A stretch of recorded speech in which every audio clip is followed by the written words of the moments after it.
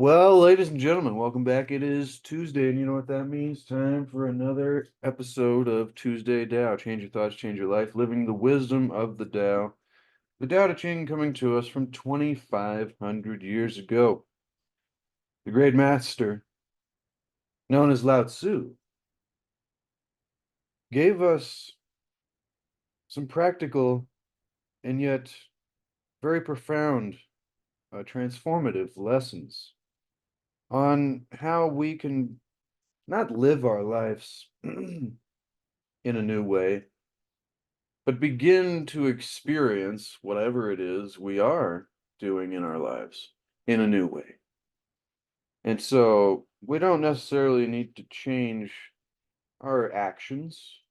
I mean, sometimes that is the case, or our behaviors, even though sometimes that is the case as well. But so often it's simply our perspective. And that then will have an impact on everything else. I don't really know where I'm going to go today. Normally, I'll pick one before we start because we have already done this entire book on this channel, all 81 verses of the Tao Te Ching. And it's funny, a lot of times I'm like, man, I think I'll skip the video this week. And so I'm not trying to be too formal today with any specific thing going on. The 81st verse of the Tao Te Ching, Wayne Dyer titled Living Without Accumulating. But what the verse actually says is true words are not beautiful. Beautiful words are not true, which is contradictory to me because a lot of the greatest lessons and axioms and poems and philosophies are beautiful words to me. But true words, Lao-tzu advises us, are not beautiful. And these beautiful words are not true. Good men do not argue. Those who argue are not good. Those who have virtue do not look for faults. Those who look for faults have no virtue. What is virtue in his understanding? That would be a great question. Sages do not accumulate anything, but give everything to others. Having more, the more they give. Heaven does good to all, doing evil to no one. The sage imitates it, acting for the good of all, and opposing him or herself to no one. That's interesting how that relates to the little bit I started there about perspective.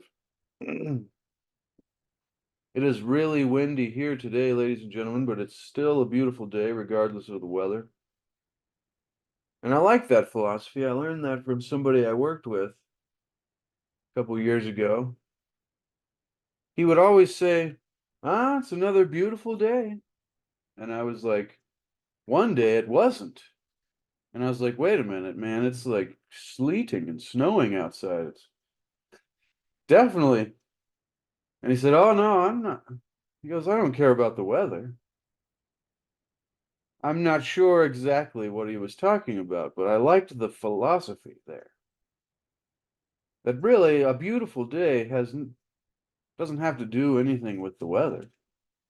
And this, once again, is perspective. I mean, you could end up hating the day because of the weather, and that, I think, would be a little silly. However, how many of us do that and see others doing it?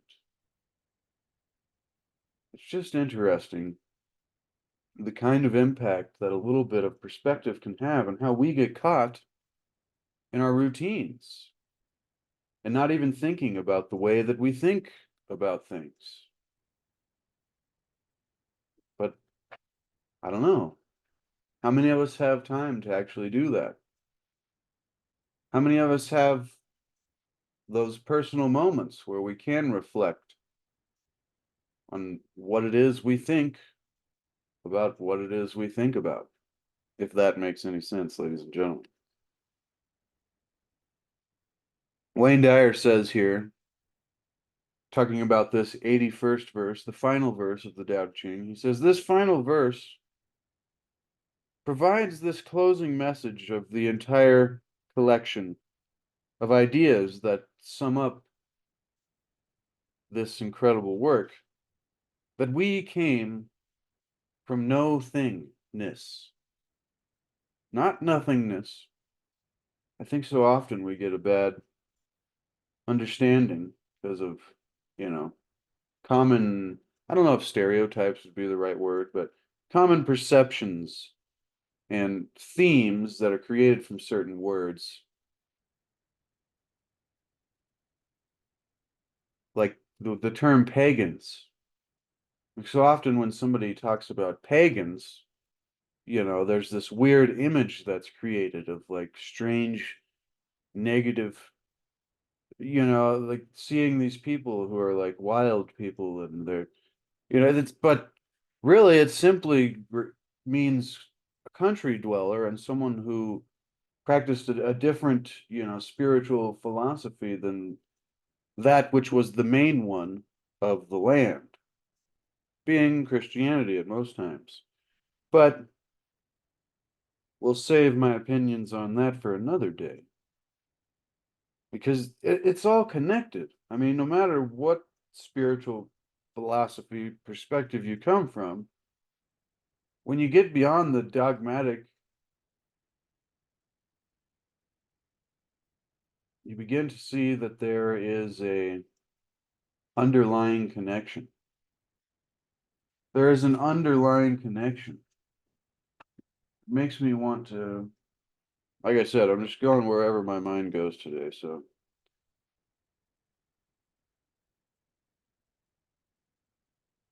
But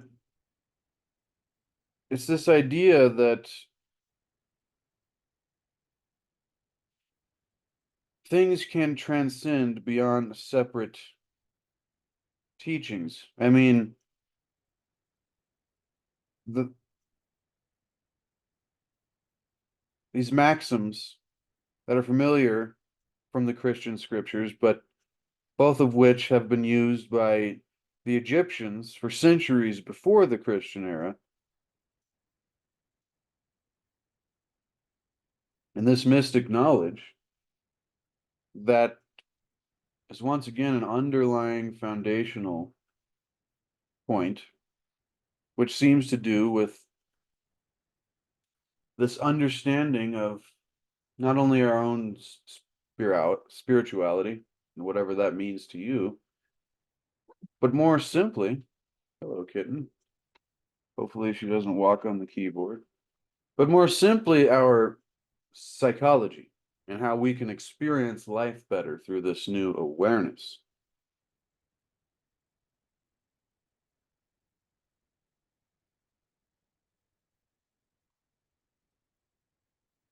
Let me continue now with what Dr. Wayne Dyer was saying there.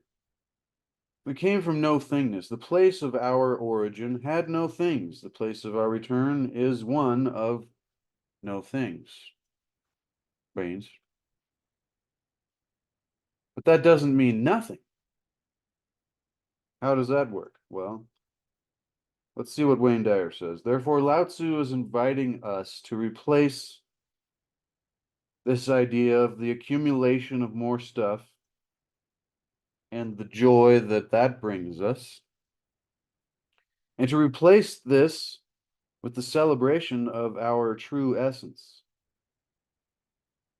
Just as nothing is pure Tao, just as nothing is pure Tao in its formlessness, the real you is that same formlessness, where we are it. Whether you give it the term Tao, God, grand organized design, great spirit, source, universe, universal energy, the force, Atum, as the Hermetic traditions described, the one God, grand organized design. Whatever is running all of this, I like how John, I don't know if it's Levi or Levy. I like to say John Levy. Great channel, but I love his little rambles on philosophy. Despite all the other amazing information he presents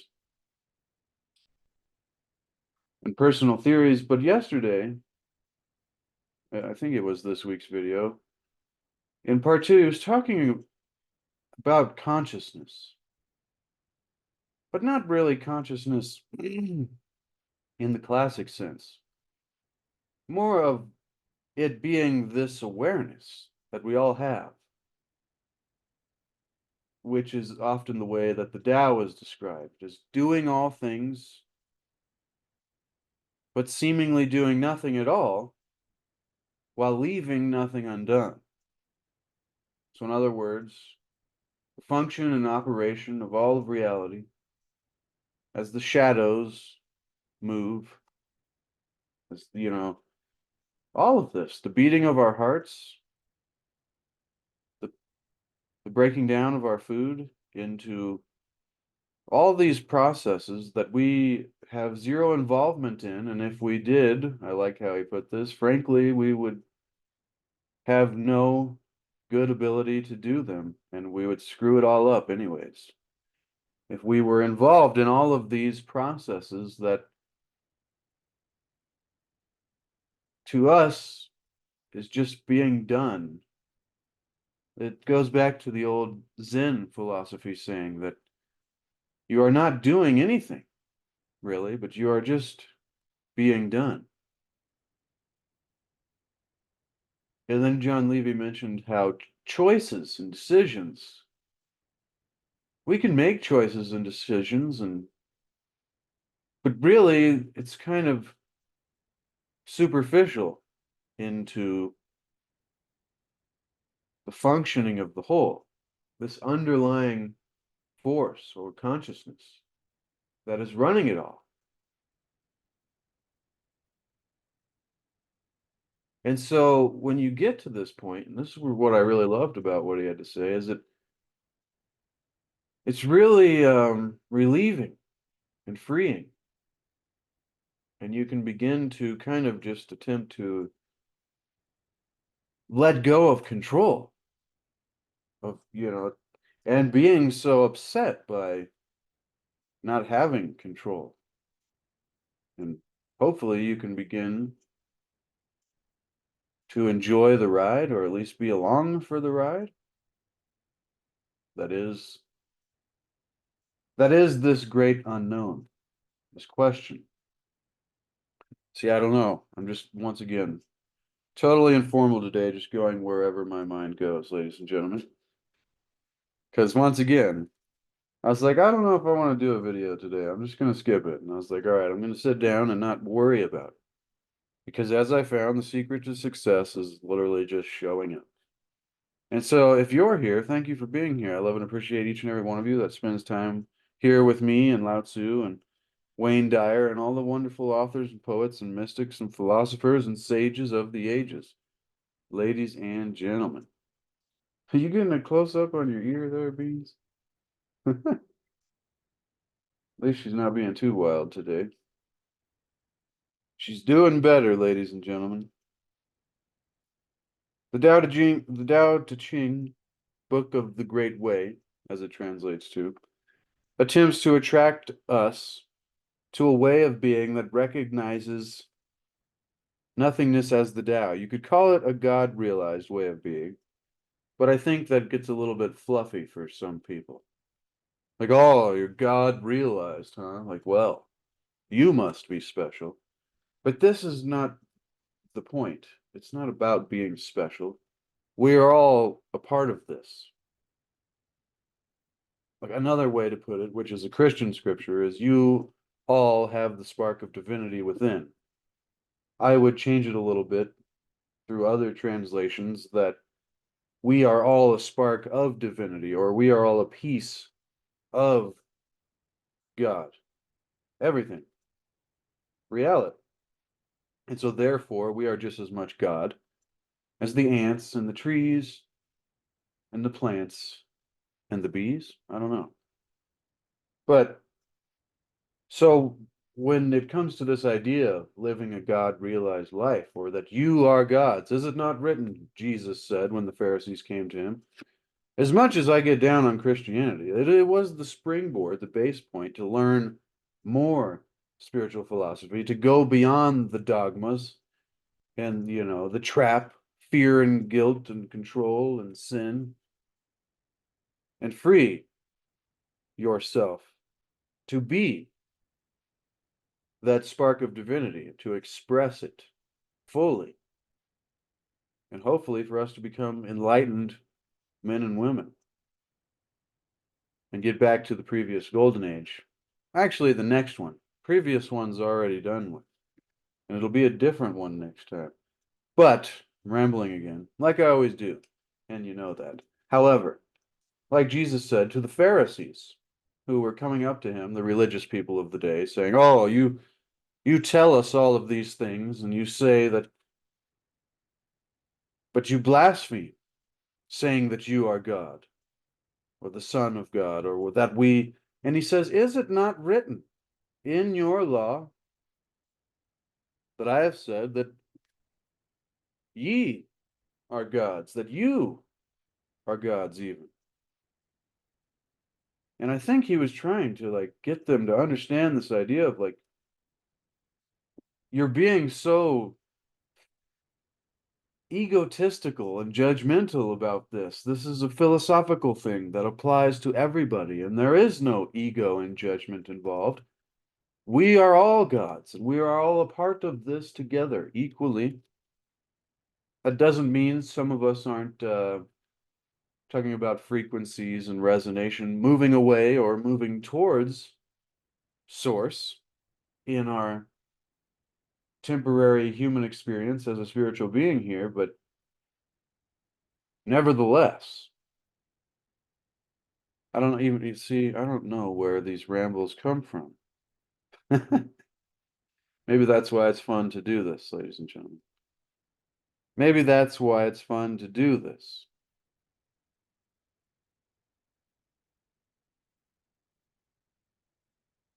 God realized in this final essay, Wayne Dyer says, he says, I've chosen to propose that we access our non-being, the Tao self, by living without accumulating. This means giving more, arguing less, and releasing our attachment to the things of the world.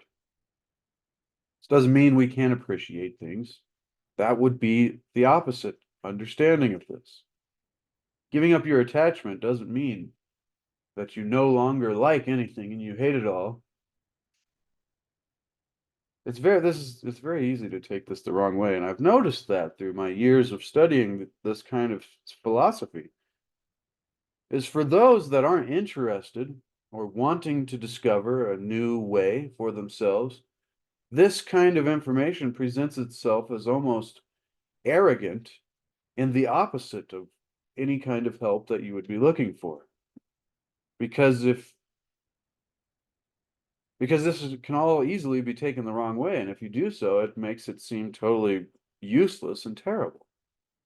And that to me is funny. That to me is funny. Because that goes back to what we were talking about last Wednesday at the end of our first chapter of the Kabbalion and the Hermetic philosophy, is that when the ears of the student are ready to hear, then cometh the lips to fill them with wisdom. This is an ancient quote, I'd like to think. The credit is given to a more recent book, the Kabbalion. However,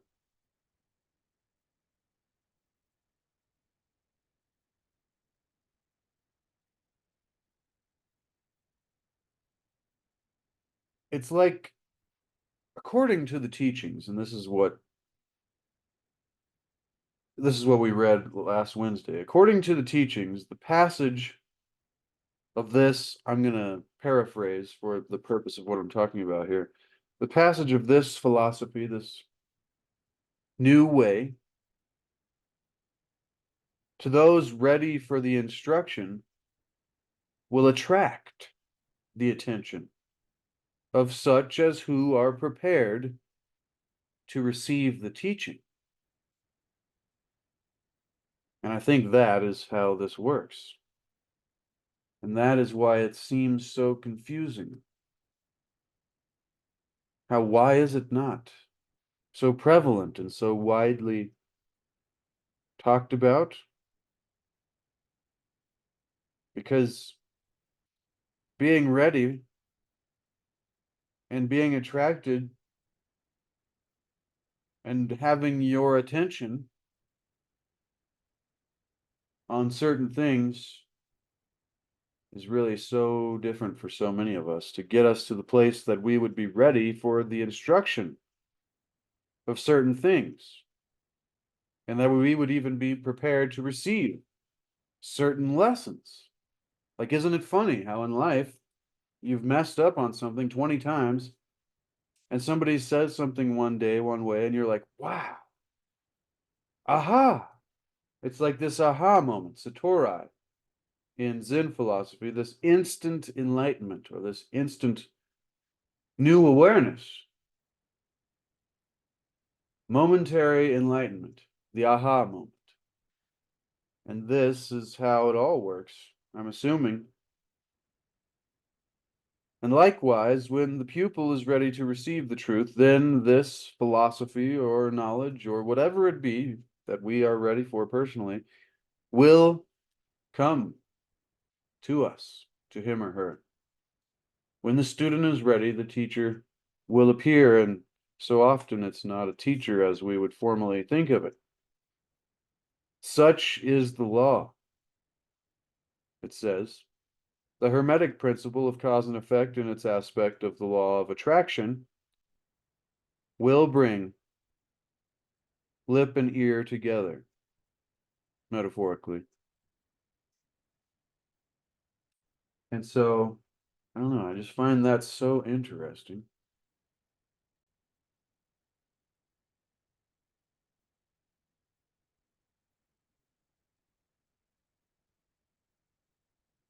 The more the sage gives, the greater his abundance.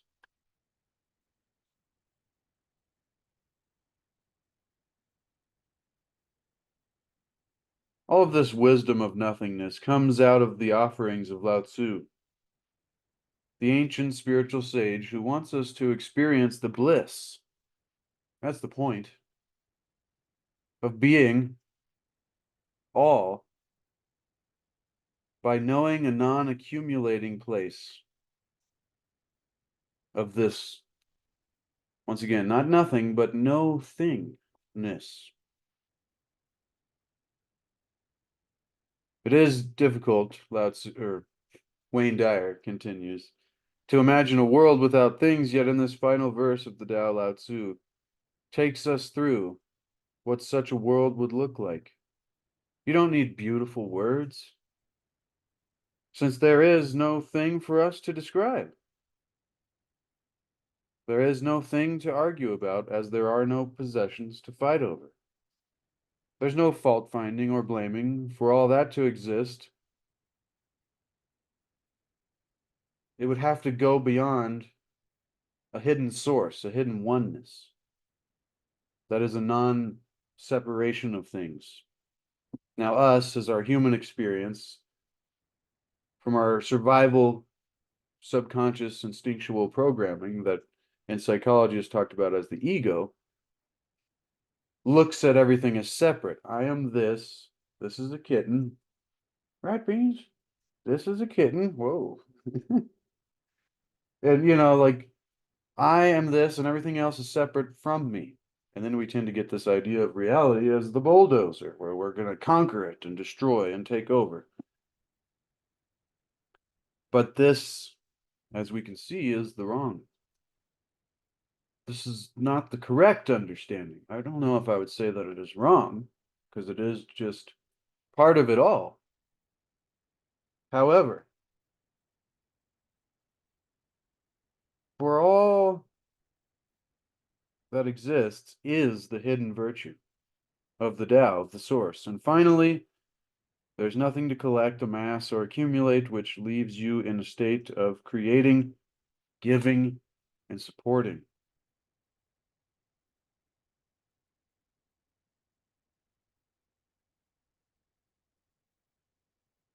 Meister Eckhart Tolle, I think. If Eckhart Tolle and Meister Eckhart are the same person, she just wants some scratches. And I just realized right now I forgot to move my microphone from over there to right here in front of me. But I don't know how much of a difference it makes. We'll see. But Meister Eckhart illustrates the interchangeability of the words God and Tao, or source, universe, like I'm always talking about, in this wonderful little piece. Quote, God is a being beyond being, and a nothingness beyond being. God is nothing, no thing. God is nothingness, and yet God is something. We are encouraged in this final verse of the enduring and amazing Tao Te Ching to do all that we can to imitate this while we are here in form. While we are here in form, ladies and gentlemen.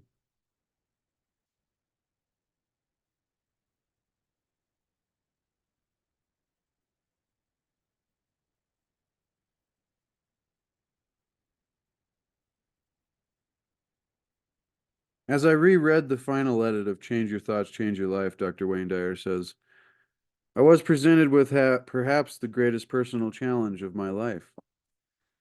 He says, I felt the deep internal hurt that often drives human beings into conflict, and I felt the anger that allows the people to think of themselves as victims and ultimately leads to extremes of war that are addressed so frequently throughout the Tao Te Ching. He says, my thoughts struggled with how Lao-tzu could speak of never having enemies. Surely it would be impossible for anyone to stay serene and feel connected to their source of love and well-being in the face of what he personally was going through. I'm sure we can all relate to this. This is, I think, why I was called to read this a little bit. What good fortune could be hidden in this misfortune, whatever that be for each of us, that seemed to emerge out of nowhere for no justifiable reason? Was he now to be the designated teacher for quote unquote bad people? On and on went these questions within him as he read each verse. Like I was saying earlier, it can easily be taken the wrong way. But then he says, I began to feel as if Lao Tzu's dragon-like character appeared. Burning my face as I read, it was almost as if he spoke these words directly to me. And this is what he wrote down. So you think you've mastered the great way because you spent a year reading and interpreting these 81 verses? He says, here's an opportunity to explore your mastery. Here's something unexpected that's capable of turning you upside down and inside out, spiritually, physically, intellectually, and emotionally, which is our challenge here in life. But Lao Tzu continued and said, apply all that I have taught to you. Stay peaceful. Trust in your nature. Know that even if it doesn't look that way, I added that little bit, all is perfect. And most of all, do nothing. Live the hidden virtue of the Tao. If you feel dragged into war, refuse to have any enemies. Don't have any violence in your mind. No revenge and absolutely no judgment. Do this while staying centered in the all-loving, all-knowing perfection of the Tao, in the face of what you think is insurmountable. Then, if we can do this, we will be able to call ourselves enlightened. I'll describe it. It says, a man of the Tao, man or woman of the Tao. Wayne Dyer says, I began to feel that Lao-tzu was warning me with his quote-unquote dragon fire, which he's referencing to Confucius. When Confucius met Lao-tzu, he described him as a dragon.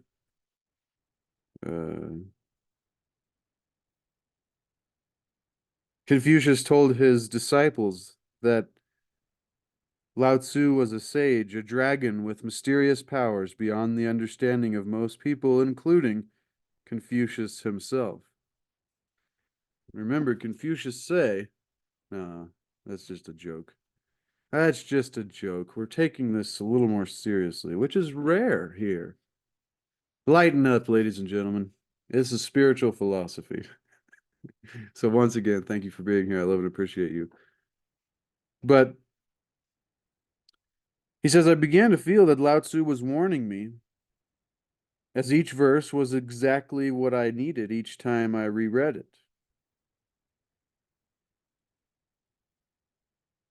What at first seemed so hopeless and devastating became my ultimate calling, to live life joyously, with a deep gratitude for all that life brings us. He said the Tao, for all that the Tao brings us. But as we close this video here today, ladies and gentlemen, and how Wayne Dyer says, as we close this book, it is my wish that you and me and us and all of us too will be able to apply not just this, but any form of great wisdom,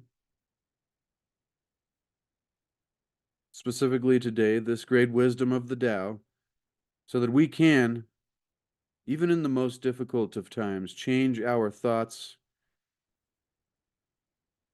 and enjoy changing our life as well. I will certainly say for myself, as Wayne Dyer says here, I may not be a Tao master, and will never claim to be.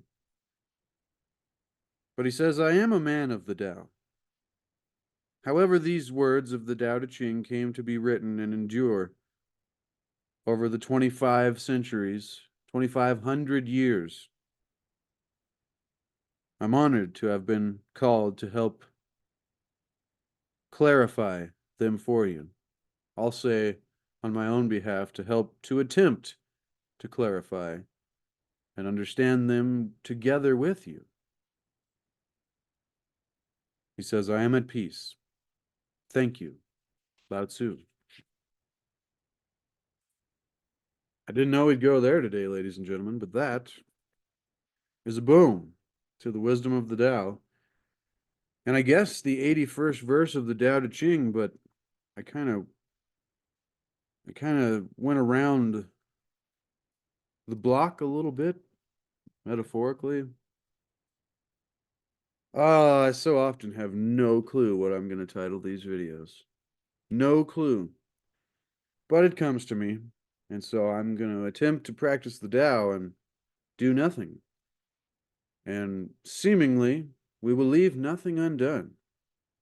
That was how I started this video. I'm like, all right, start.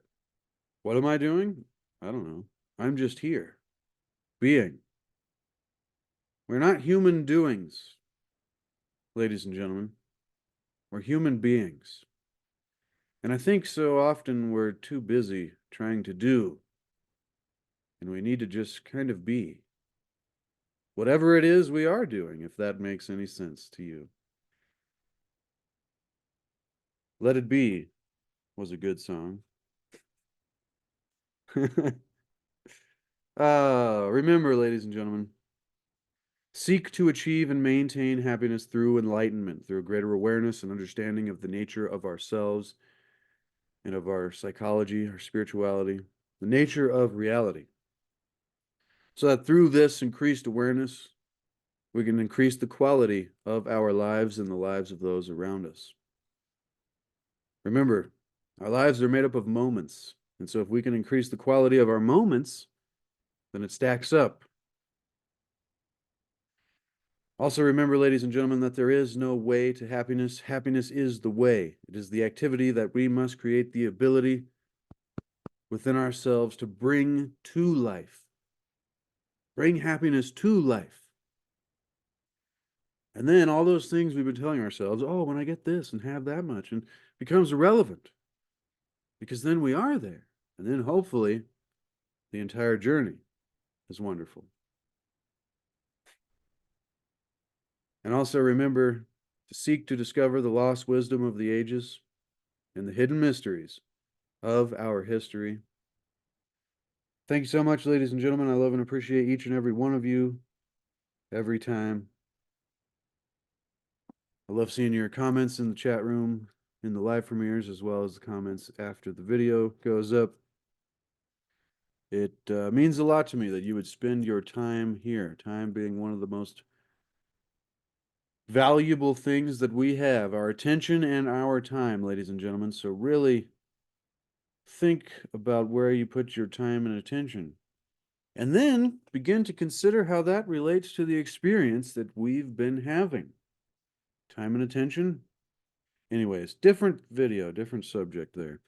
Expand the description box below the video to get this book for yourself so you can put it on your shelf and follow along in future episodes, or just to have for personal reference. I'm telling you, physical copies. Physical copies, ladies and gentlemen. There's just something different about it. As well, a link to my Etsy shop and my landscape paintings. If you want to check out my other YouTube channel, which I haven't done a video for like a year and a half or two, but people still seem to like it because all it was painting tutorials. So if you want to like to learn how to paint yourself a landscape painting, Bob Ross style. I mean, I give him all the credit. I pretty much just did what he was doing in my own personal way. But, you know, you could even argue that. Say this guy was just trying to copy Bob Ross. And that's kind of what gave me some hesitation about the direction I was going with all of that. But see, that goes back to the whole judgment and ego and separateness and all of that. It's all just one. It's all just one. But anyways, ladies and gentlemen, also a link to C60 Power, the ultimate antioxidant known to man, Nobel Prize winning. If you've never heard of it, there's a reason. Because they don't want everybody to know about it. Who's they? Well, who knows? All right. Thank you, ladies and gentlemen. I love and appreciate each and every one of you so much. And until next time, remember to be the change that you want to see and be the example that you want to set. No, no, no, no, no, no.